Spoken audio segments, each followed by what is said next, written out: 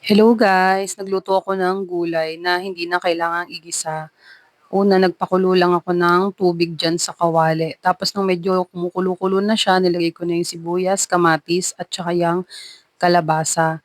Naglagay na din ako ng pork cubes dyan, para kunyari may karne siya, charot.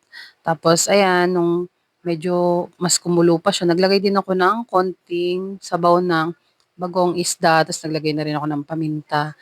Ayan guys, hindi ko na naman siya na-play yung video pero naglagay na ako diyan ng ampalaya, ng okra, tapos ayan yung talong nasa ibabaw. Naglagay na rin ako ng ilang perasong pritong galunggong.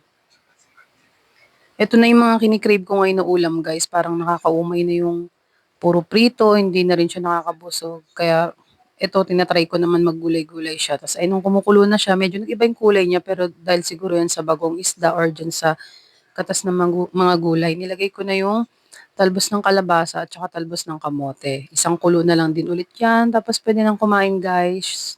Craving satisfied na ang tita nyo. Thank you for watching.